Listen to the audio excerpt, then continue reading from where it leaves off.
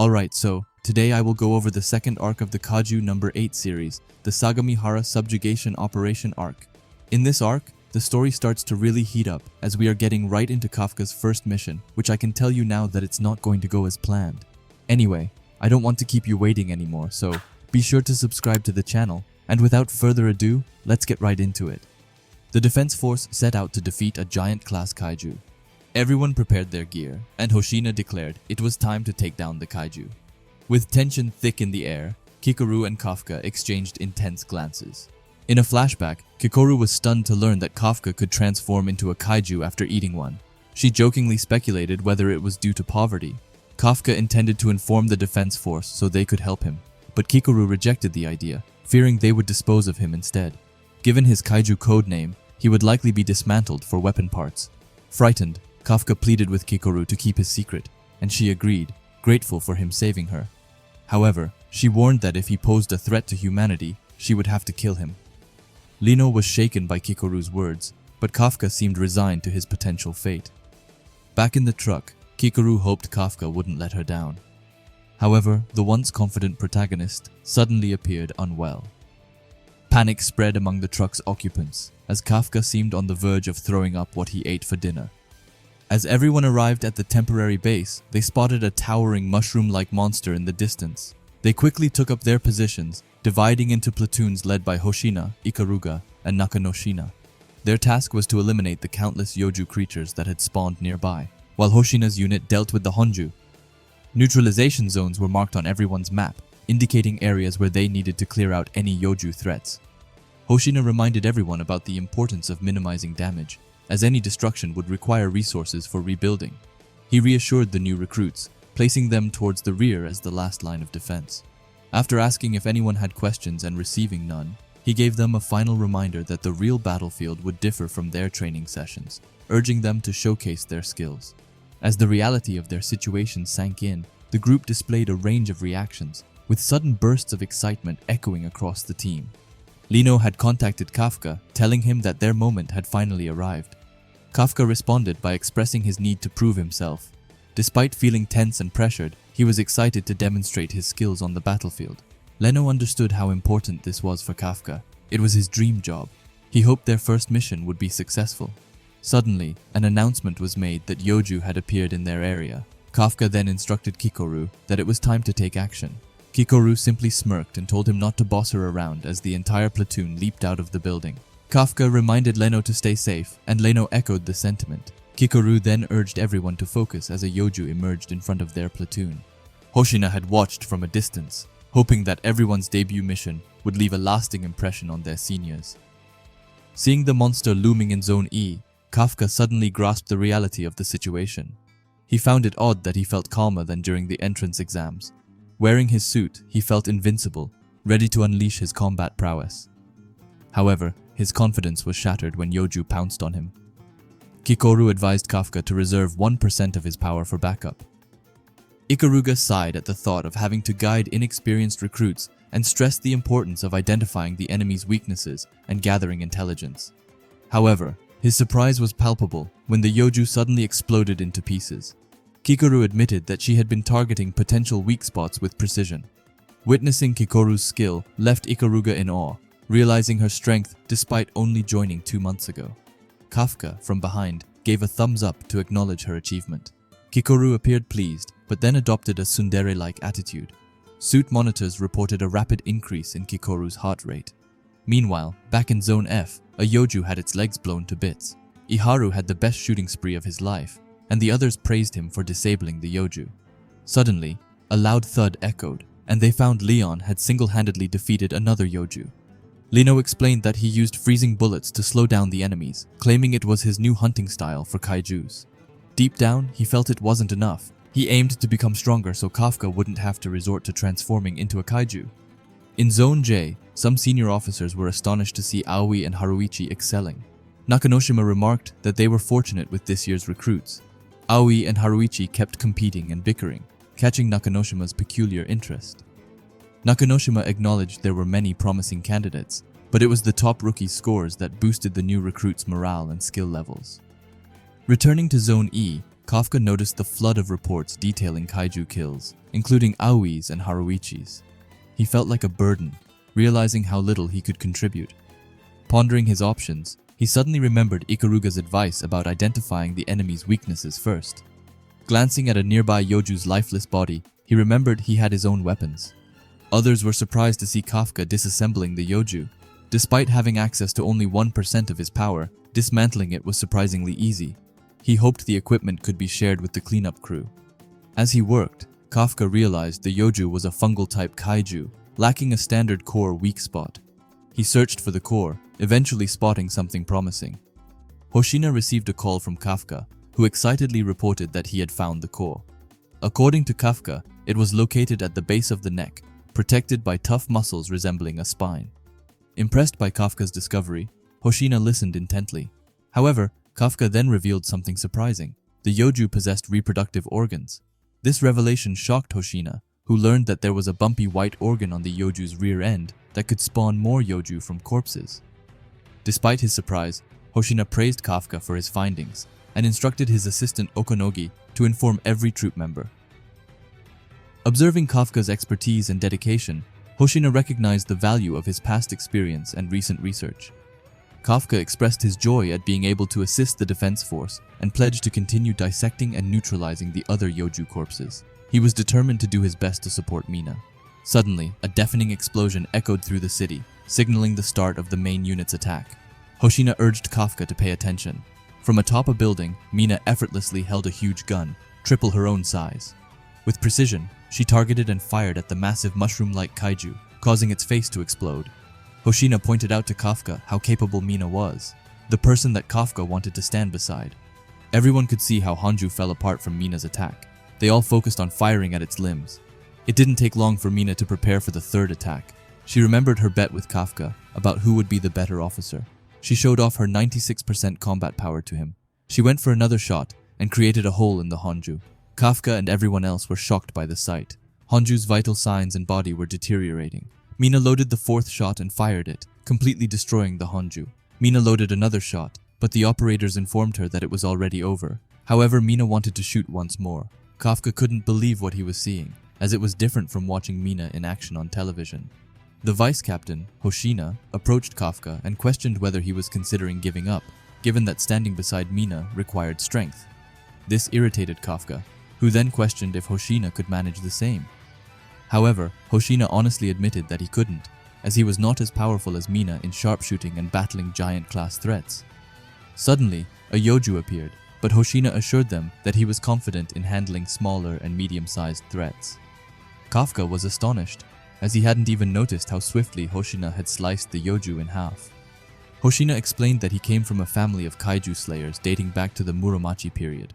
He used to say he was great with them while drawing his blades. He said captains and vice-captains had the most combat power in a unit and were equipped with special gear tailored to suit their talents. Just then, Mina contacted Hoshina and told him that the Hanju had died. Hoshina then said that the main event would start soon. Kafka got confused since things were already over. Hoshina reminded him that a number of Yojus would respawn from the Hanju's corpse. As expected by everyone, a swarm of Yojus poured out in droves. Hoshina had instructed the others to deal with the riffraff so they could head home and enjoy a hearty breakfast. Newcomers like Haruichi and Aoi were astonished by how easily Hoshina said it, even after seeing the overwhelming number of Yojus. Ikaruga chuckled at their fatigue and urged the other senior officers to demonstrate their capabilities. Nakanoshima then draped her arm around the two newcomers and advised them to take it easy. However, the determined youths declined, as relaxing was simply not an option for them. Okonomi, the operations leader, was concerned for the newcomers because it was their first mission. Yet she believed they could advance to the next level if they succeeded in this mission. Hoshina remembered that many officers typically reached only 20 to 30% of their full potential during their careers. He anticipated that the newcomers would surpass this limit and attain the rank of captain. It was clear that Kikoru had already exceeded expectations. However, Hoshina noticed that another individual, Leno, was also demonstrating similar signs of progress. Meanwhile, Leno and Iharu were paired up, and Iharu couldn't help but wonder why he, having studied in college for 5 years, couldn't keep up with Leno. Suddenly, an announcement was made that more Yoju creatures were in Zone F, prompting Leno to suggest returning to the front lines to assist. However, their attention was abruptly diverted by a cleanup worker who seemed disheartened upon encountering the deceased Yoju creatures. He expressed offense that someone skilled from the force had managed to locate the reproductive organs he had inserted into the Yoju creatures. Leno began to feel uneasy as the man questioned him about any knowledge he might possess. It was then that Leno realized the oddity of a cleanup worker being present on the front lines. Meanwhile, at the cleanup crew's camp, Kafka's former colleagues observed the deceased Honju from a distance, scanning the area for Leno and Kafka. Upon witnessing the massive Honju, the crew leader finally grasped why all cleaners in the Tokyo-Kanagawa region had been summoned. One of the cleaners began searching for the newcomer, assuming he had stepped away to use the restroom as usual.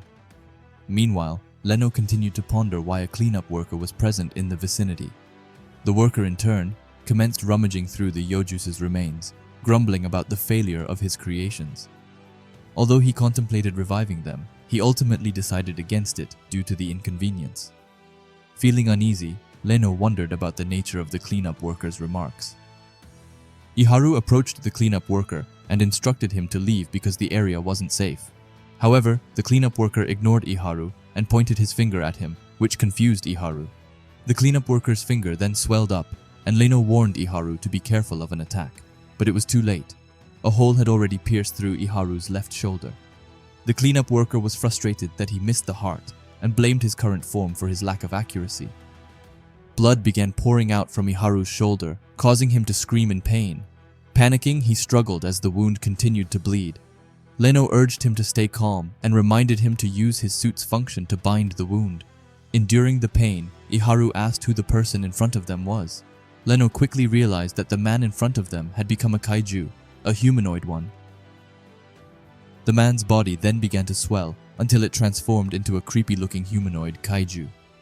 Iharu remembered hearing about the humanoid kaiju who had taken out Kikoru during the test. The kaiju had expressed disappointment at not achieving the desired results. Instead, it decided to capture an officer as a living sample.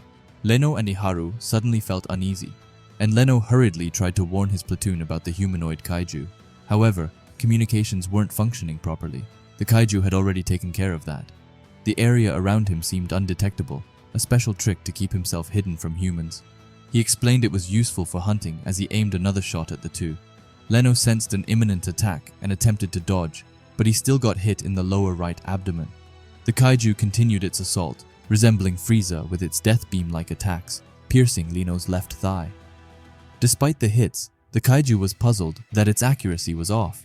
Meanwhile, Leno was in pain and realized that the kaiju's attacks were bypassing the suit's shields. The kaiju suddenly understood the situation and inquired if Leno could observe his moves. Iharu and Leno were both stunned into silence.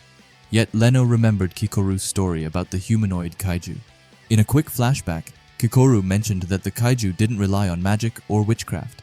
Instead, she advised paying close attention to Kaiju's fingertip, as it showed a particular gesture before launching an attack.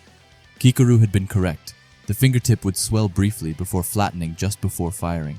Leno saw this clearly and only needed to grasp the timing.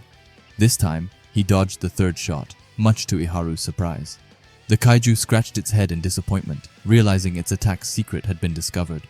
Suddenly, Leno fired back, but the bullet failed to penetrate Kaiju's tough skin. Urging Iharu to retreat and call for backup, Leno faced strong resistance from him. Iharu didn't want to be saved by Leno. His protest was cut short as Leno pushed him to evade a surprise attack from the kaiju, grazing Iharu's right shoulder. He winced at the pain. Leno insisted again on his retreat, leaving Iharu confused and surprised. Leno genuinely believed Iharu was scared, knowing they stood little chance against the kaiju that had effortlessly defeated their top scorer, Shinomiya. Accepting defeat, Iharu decided to flee. Leno was relieved, recognizing Iharu's determination to uphold different values. He remembered Kafka's sacrifice, allowing Leno to escape and raise the alarm. At that moment, Leno resolved to be an officer willing to sacrifice himself to protect his comrades in danger. Upon seeing the monstrous creature in front of him, Leno made a quick decision to buy time for Iharu to retreat. He began shooting at the humanoid kaiju, aiming to distract it. Despite his efforts, Kaiju effortlessly evaded the bullets and returned fire towards Leno. Meanwhile, as Iharu ran away, he couldn't help but wonder what had changed in Leno since yesterday. He noticed a difference in his approach to fighting the kaiju.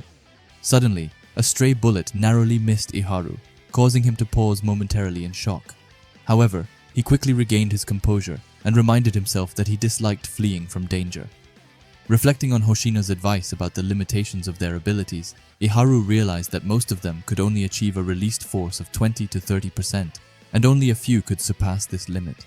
It had been over 2 weeks since Iharu had managed to increase his released force beyond 20%. Ever since Mina had saved him, he had vowed to become stronger.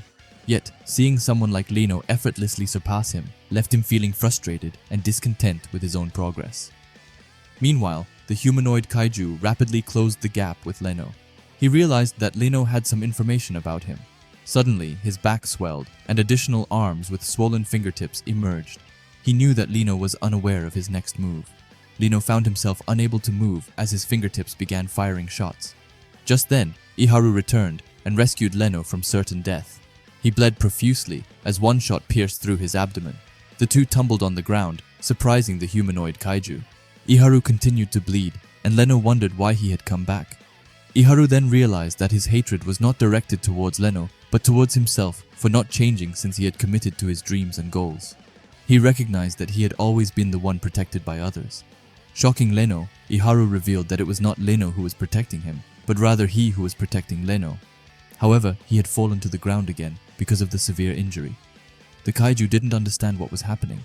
Leno asked why he had come back, and Iharu told him that he had already sent out a flare. The kaiju then stated that it was a useless action since nothing or no one could leave his domain without his permission. Leno couldn't believe such a thing existed. Since that was the case, Iharu suggested that they should prepare for the worst and fight the kaiju together instead. He admitted he wasn't in his best condition, but promised to do his best to support him, instructing Leno to put his full power shot into the kaiju. Leno immediately resolved himself to do it. With Iharu's signal, the two began fighting back against the humanoid kaiju. Iharu fired shots, but the kaiju easily dodged them. However, it was caught off guard when it was zapped by electricity from the ground. It turned out that Iharu was using electric bullets. He told Leno that he was also testing out special bullets, like Leno's freezing bullets. Realizing that the electricity was slowing it down, the kaiju decided to take out Iharu first. Iharu carefully watched as the kaiju shot from its fingertip. Iharu claimed he had already figured out the timing after taking a few shots. He dodged the kaiju's attack, frustrating it since someone else had learned its trick. Then it received more shots with electric bullets, limiting its movements. Iharu then signaled Leno that it was his turn. From his side, Leno unleashed his maximum force and hoped his strength would surpass that of Kikoru and Mina, at least for the moment. The kaiju could do nothing but endure the full force of Leno's shot and scream in agony. Leno and Iharu then witnessed fragments of the kaiju scattered across the street. However, as the smoke dissipated, a massive wall of flesh emerged before them. The two officers recognized them as nearby Yoju corpses. The wall then parted, revealing the humanoid kaiju, realizing that the two had finally run out of ideas on how to combat him. Iharu could only watch in despair as Leno fell to multiple fatal shots. Meanwhile, Hoshina received a report from Ikaruga stating that he hadn't been able to contact Leno and Iharu for a while. The operators confirmed they couldn't communicate with them or detect their vitals. On the other hand, Kafka sensed something was wrong and observed the nearby Yoju corpses. They were moving restlessly, unsettling everyone. Kikoru approached Kafka, who wondered if his suspicions were correct. Kikoru confirmed that the humanoid kaiju had arrived. This news heightened Kafka's concern for Leno and Iharu. Iharu yelled for Leno's name when he saw his partner fall to the ground. Leno was hurt badly, but was still awake. Despite his injuries, he was determined to keep fighting and struggled to get up. The humanoid kaiju, shocked that Leno was still moving, aimed to finish him off. Iharu attempted to divert the kaiju's attention by shooting electric bullets, but the kaiju effortlessly deflected them away, saying he was used to it. Iharu felt helpless as he got shot once more. When Iharu was down, the humanoid kaiju decided to finish off Leno this time. Leno tried to stand up, but the kaiju shot him again to stop him. It called Leno weak and kept shooting him until he couldn't move anymore. Iharu clenched his teeth as he reached for his gun. When he grabbed it, he aimed it at the humanoid kaiju and said he wouldn't let things end that way. But the gun only made a clicking sound without firing. It turned out to be broken. The humanoid kaiju stared at Iharu and said it would be his turn after Leno. Iharu fell to his knees. pleading for any god or devil to save his friend. The kaiju declared it was time for them to meet their end. Suddenly, a voice from behind informed the kaiju that it would be its demise instead. It was an enraged Kafka transformed into a kaiju. The humanoid kaiju attempted to glance behind to spot Kafka, but before it could react, Kafka's fist connected with its face. It was sent hurtling through the air with a single blow, leaving Iharu astonished. Confusion clouded the kaiju's mind as it witnessed its own body being propelled in a different direction. Soon, it dawned on the kaiju that its head had been obliterated. Kafka apologized to Leno for arriving late. Leno was awake and understood that he couldn't stop the situation where Kafka would have to transform. Despite this, he still asked Kafka to do it. Kafka then carried Leno in his arms, which puzzled Iharu when he saw another humanoid kaiju. The enemy kaiju regained consciousness and identified Kafka as the rumored monster number 8. Kafka glared at the enemy kaiju and lowered Leno gently, apologizing for the delay. He suggested taking some time to mend and encouraged Leno to close the wounds gradually with the suit's help. With a touch of humor, he admitted that maybe teaching Leno wasn't his forte after all. Leno simply smiled back, urging Kafka to stay safe. Despite Kafka's strength, Leno couldn't shake off a sense of unease. The enemy, kaiju, acknowledged Kafka's power but questioned why he interfered. Intrigued, he threatened to use Kafka's body as a pawn. Suddenly, Kafka was struck with a piercing blow to his chest and abdomen. Both Kafka and Leno were shocked to see the damage inflicted on Kafka's monstrous form. Understanding that Kafka posed a formidable challenge, the enemy kaiju began to morph, sprouting additional limbs from its back. Leno and Iharu quickly realized that the kaiju hadn't been fully serious during their fight. Urging Kafka to flee, Leno advised him to escape the scene. However, instead of heeding the advice, Kafka reacted with fury, realizing the danger his friends were in. Leno was taken aback as the enemy, kaiju, unleashed a barrage of attacks. Despite the onslaught, Kafka remained steadfast, refusing to budge. His monstrous jaws widened, reminiscent of Godzilla, as a surge of energy coursed through his exterior spine. With his mouth gaping wide, Kafka let out a powerful shout. The shockwave from his shout stopped Kaiju's assault, leaving everyone in the vicinity surprised. While the enemy, kaiju, was confused, Kafka suddenly appeared in front of him. He saw Kafka's fist flying once, but he received multiple body blows in an instant. This made the enemy, kaiju, flustered.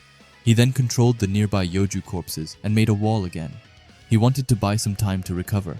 However, Kafka just tore through the wall of corpses, making the kaiju confused and wondering who the kaiju in front of him was. He tried to fight back by firing more shots, but Kafka easily fended them off with his fists. The enemy kaiju realized that he could not create a distance to recover and found Kafka an abnormality. He also noticed that his recovery speed was getting slower. Confused, he concluded that he should retreat. However, Kafka did not give him the opening to escape, as Kafka gave him another powerful body blow. Kafka had been pondering whether the enemy kaiju's core resided in its torso. Without warning, an opening manifested on Kafka's right elbow as he prepared for a powerful punch. He warned the enemy kaiju that he would obliterate it into fragments. The kaiju realized it was in serious trouble.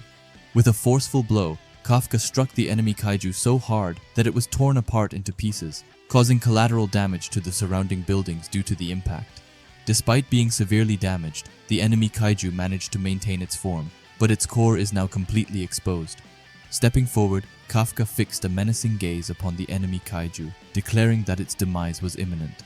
Suddenly, a nearby sound caught their attention, and more officers from Ikaruga's platoon of the Defense Corps arrived on the scene. They reported the presence of humanoid kaijus ahead of them. A few minutes ago, Kikaru felt shocked when she learned about Kafka's plan to search for Leno and Iharu because they couldn't be contacted, and their vital signs couldn't be detected. Aware that the humanoid kaiju was around, Kafka reassured Kikoru that he should be able to locate them. He then transformed into his kaiju form, surprising Kikoru, and left. Now, back in the present, Kikoru was still angry with Kafka for suddenly transforming. She then heard communication reports indicating that humanoid kaijus had been spotted. After examining the characteristics, they concluded that it was Kaiju No. 8. Kikoru is now worried for Kafka and has called him foolish. Vice Captain Hoshina confirmed that they were on their way with a team to subdue the kaiju. While Kafka stared at the other officers, the enemy, kaiju, took advantage of the moment when his camouflage failed and made a break for it. Leaping onto the roof, Kaiju's escape left Kafka feeling uneasy. Promising to come back for Kafka now that he knew his tactics, the Kaiju fled, despite Kafka's attempts to stop him. Suddenly, the Kaiju aimed at a nearby officer, prompting Kafka to intervene and shield the officer from harm, leaving the officer puzzled. Surprised to see a monster acting so human, the Kaiju couldn't believe it and expressed hope for another encounter. With the enemy Kaiju gone, Kafka decided to flee as well, leaping into the sky. Spotting that Leno and Iharu were already safe, Kafka knew he had done his part and made his escape through the nearby alleyways, intending to revert back to his human form. However, someone suddenly appeared behind him, checking his features again. Hoshina felt relieved to see Monster 8 and grabbed his blades. This shocked Kafka, who realized that Hoshina had set out to hunt Monster 8, which was Kafka himself. Hoshina then informed the others that he had been in District F and had made contact with Monster 8. This sudden update surprised Leno, Kikoru, and Mina. Hoshina misunderstood that Kafka had attacked his team members. Kikoru was surprised to learn that Hoshina was the only one on the subjugation team. Leno wanted to tell Hoshina that the Kaiju in front of him was Kafka. Suddenly, Kafka noticed a blade aiming for his neck, but swiftly dodged it. He realized its speed was remarkable. Hoshina kept slashing, and Kafka could only evade. As the fight went on, Kafka remembered how confident Hoshina was when fighting small to medium-sized Kaijus. He understood it wasn't just talk. Hoshina was truly experienced in battling smaller monsters. Hoshina grumbled about Kafka's agility, mentioning he should have landed a hit or two by now. Kafka felt fear creeping in as the usually cheerful vice captain now stood before him as a ruthless hunter, intent on killing monsters. Hoshina then received permission from the operators to remove his limiter, activating his 92% released force. He declared his intention to subdue Monster 8. Upon hearing their vice captain's declaration, Leno and Kikoru felt anxious. Kafka then assumed a fighting stance, but suddenly remembered how his punch had torn the other humanoid Kaiju apart. He worried that he might repeat the same with Hoshina. However, his worries were interrupted as Hoshina literally cut him down in that moment. Kafka was left speechless. Hoshina was perched on a nearby pole like a ninja, looking pleased that his blade had pierced through. Seeing Hoshina poised for another attack, Kafka realized he couldn't outmatch the vice captain by holding back. The Defense Force's suit was an organic weapon made by incorporating muscle fibers and cells from monsters. The more force one released, the more they could synchronize with the suit and unleash its power. Kafka had already found it unbelievable after witnessing Kikoru, but Hoshina was on a whole other level. As he dodged and ran, Kafka realized that Hoshina's movements were not human-like. The attacks were swift, and Kafka's defenses couldn't keep up. He realized that Hoshina was much faster compared to the humanoid Kaiju. All of a sudden, Hoshina had used his family's sword arts, employing their first form, known as the Empty Strike. The attack effortlessly sliced through Kafka's left hand, as if it were cutting through butter. Kafka was certain he had dodged the attack, and began to wonder if an invisible blade had struck him. His chest was also grazed, revealing its core to Hoshina's discerning eyes. Kafka then swiftly regenerated his severed limb and the grazed area on his chest. It dawned on him that he was no longer entirely human. However, he realized that regeneration consumed a considerable amount of energy. He understood that it would be unwise to continue absorbing more hits. Hoshina kept attacking with his slashes, but Kafka managed to block them using his toughened fist. Kafka then took a risk. Hoshina wondered what was going on with the creature in front of him. Despite his best efforts, his blades were consistently dodged and their paths were altered. He realized that Monster 8 was probably a mega monster with a fortitude rating above 8.0. Despite feeling uneasy during the fight, Hoshina was determined to finish it, pushing himself to his limits in one final effort. Hoshina had used his blade-cutting technique, 5th form, and unleashed a dual strike of invisible blades. The attack had cut off Kafka's left leg, causing his balance to become unstable. However, that wasn't the end of it. Hoshina had gone for a follow-up attack, the Miss Strike, composed of 3 attacks in total. He had aimed for Kafka's core, confident that the fight was over. But to his shock, his blade had been bitten by a mouth on Kafka's body, rendering it immovable.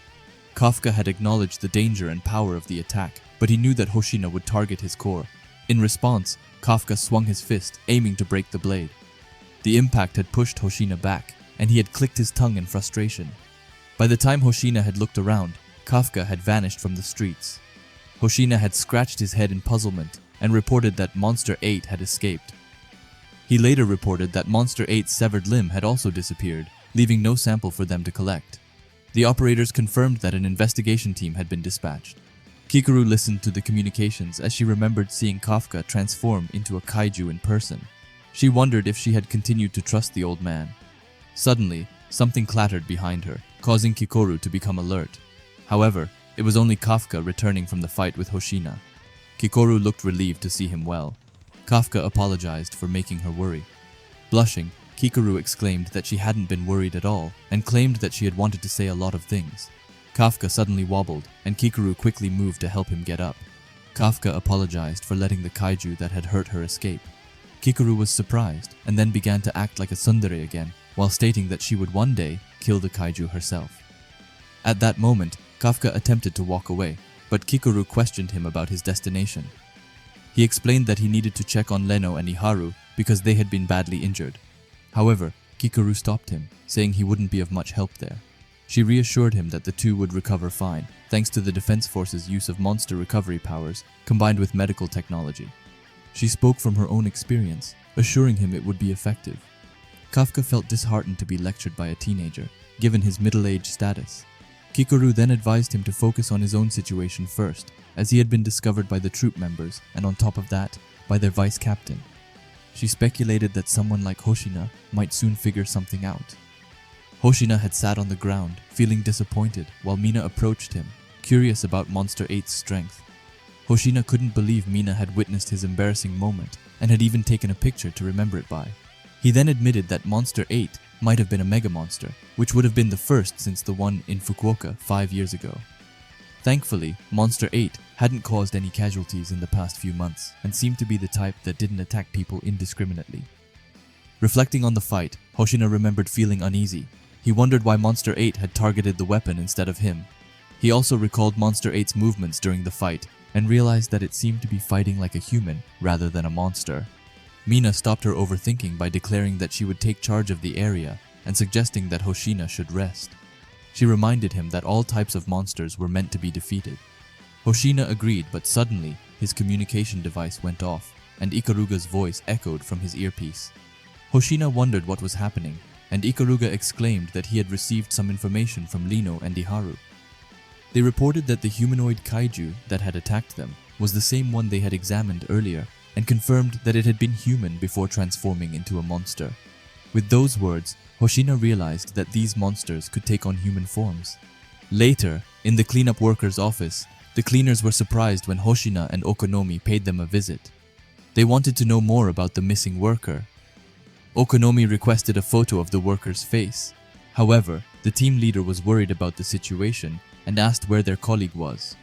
Hoshina and Okonomi couldn't share details because there was an ongoing investigation. Hoshina requested their cooperation. Shortly after, the two left the cleaner's office, and Okonomi questioned Hoshina about the morality of keeping the fact that monsters could transform into human forms a secret. Hoshina explained that it was a decision made by their superiors at the East Japan HQ. He emphasized that they were obligated to follow orders, and he understood the reasoning behind it. He elaborated that during the time the monster was disguised as a human, the rate of deaths and disappearances remained consistent with previous years. Essentially, there were no significant changes in activity while it was in hiding. The HQ concluded that revealing this information to the public would only provoke the kaiju. Additionally, it would create widespread doubt among people, knowing that monsters were among them. This could lead to panic, resulting in innocent individuals being mistakenly targeted and potentially harmed. It could also spark incidents of bullying and riots. Hoshina then stressed that, as soldiers, their primary duty was to eliminate the kaiju as swiftly as possible. He held up a photo of the kaiju's humanoid form as he spoke. Okonomi agreed with him. However, Hoshina couldn't shake off a lingering sense of unease. The fact that the monster, in its human guise, was officially recognized as a member of society in the census struck him as particularly odd. In the meantime, a familiar man wobbled in the middle of the streets, trying to figure out what was happening. All of a sudden, a car honked loudly in front of him. The driver got out of the car, annoyed that the man was walking in the middle of the road, but the man paid no attention to him, so the driver decided to approach him. Unbeknownst to the driver, the man was actually a humanoid kaiju. He pointed his finger towards the irate driver, but chose not to harm him since he didn't want to attract attention. Then, he caught sight of his reflection on the car's shiny windshield and realized he needed to change his appearance. As the driver turned back to his car, he was horrified to see the humanoid kaiju with his mouth wide open. blood splattered, and a crunching sound echoed through the area. Shortly after, the car kept moving, while reports about the humanoid kaiju showing up were broadcast. The driver reflected on his memories and felt relieved that he lived alone. The news declared that the latest humanoid creature would be named Monster 9. The very monster featured on the news had transformed into an angry driver. Now disguised, Monster 9 pondered how to eliminate Monster 8. His true face briefly resurfaced, prompting him to swiftly conceal it again. He reminded himself to adjust to his new form and remain concealed for the time being. News of Monster 9's appearance spread like wildfire after Monster 8 made its own debut. Reports surfaced that the monsters vanished from sight, while the defense force kept up their investigations. Leno awoke in a hospital bed to find Kafka and Kikoru by his side. Kafka greeted him with a smile, catching Leno off guard initially, but he quickly expressed his relief at seeing Kafka well. Kafka in turn was surprised, then gave Leno a friendly hand chop, joking that it was supposed to be his line. Grateful, Leno thanked Kafka for rescuing him and Iharu. Kafka and Kikoru seemed puzzled by Leno's gratitude. Iharu, lying on the bed next to Leno, couldn't understand why Leno was thanking Kafka, insisting that it was Monster 8 who had saved them. Panic set in, and Kikoru hastily explained that Leno was thanking Kafka for uncovering the Yoju's and Honju's weaknesses. Iharu then realized Kikoru was correct and also expressed his gratitude to Kafka. Still curious about Monster 8's motivations, Iharu praised its strength and bravery in defeating Monster 9. He wished others could have witnessed the battle. His words embarrassed Kafka, leaving Iharu puzzled. Kikoru playfully punched Kafka, teasing him for his naturally clueless expression, a sentiment Iharu agreed with. Leno chuckled, glad that Iharu was straightforward. Later, Kikoru phoned Haruichi, letting him and the rest of the squad know that the two injured members were awake. It turned out the whole squad had organized a welcome back party for them. Everyone warmly greeted and welcomed them back. Haruichi explained that it was also a celebration of completing their first mission, but they wanted to wait until the two were discharged first. Kafka then instructed the staff to bring in the food and was surprised to see the reception. They were served with high-quality Japanese Wagyu beef. Everyone was surprised by the sudden upgrade in food quality, and Kafka asked Haruichi what was going on. Haruichi scratched his head, recalling that he had only asked for the basic course. Suddenly, the head chef himself approached and declared that they should serve the best since it was a party that Haruichi organized and he requested the usual price. Confused, Kafka wondered about Haruichi's true background. Kikoru was surprised that Kafka didn't know and explained that Haruichi was the heir of Izumo Tech, the country's largest manufacturer of anti-kaiju weapons. Kafka realized it was the company that exclusively produced the Defense Force's suits. Kikoru confessed that even her family couldn't match Haruichi's family's financial power. Hoshina then took the lead in the party and congratulated everyone for their performance on their first mission. He encouraged the newbies to enjoy the off-duty time they deserved. Everyone then enjoyed the food and drinks together while sharing stories about their experiences during the mission. Shortly after, Leno mentioned how it had been the first time he'd seen everyone looking so happy. Hoshina then called him naive and said that the real show was just beginning. As Leno wondered what Hoshina meant, Kikoru suddenly angrily shouted. She noted that Iharu was showing off too much and putting his personal feelings out there excessively. Iharu retorted that Kikoru was the same, but she defended herself by claiming superior skills. Leno tried to stop the fight, but another argument erupted between Haruichi and Aoi as they compared their fighting styles. Leno didn't know what to do anymore. Suddenly, a drunk Kafka started complaining to Haruichi that the suits had been too weak, as he couldn't defeat a monster with them. Haruichi told Kafka to blame his own released force. Leno started to panic, but for Hoshina, it was an interesting spectacle. Even the girls started arguing about their communication during the mission. Leno grew worried, but soon realized something. In an instant, everyone was discussing the mission and what they were lacking after experiencing it. He then noticed that he wasn't the only one wanting to be stronger. Everyone else wanted the same. Out of nowhere, Kafka asked Aoi for an arm wrestle while telling him to respect his elders. Aoi claimed he only respected those stronger than him. Kafka then suggested a fight, and the others around did the same. Leno tried to stop them, but Hoshina only patted his shoulder while laughing out loud. Okanogi said it was the same every year. After a good laugh, Hoshina suddenly got serious and said he had something to announce. Everyone fell silent. Hoshina then called out Kafka and pointed out how helpful his discoveries with the Kaijus had been in the mission. He announced that Kafka was officially promoted to a troop member. He said the offer had just come and the official announcement would be made later. However, he wanted to use the moment to welcome Kafka to the 3rd unit officially. Shocked, Kafka looked at Leno and celebrated as he finally achieved his dream and goal.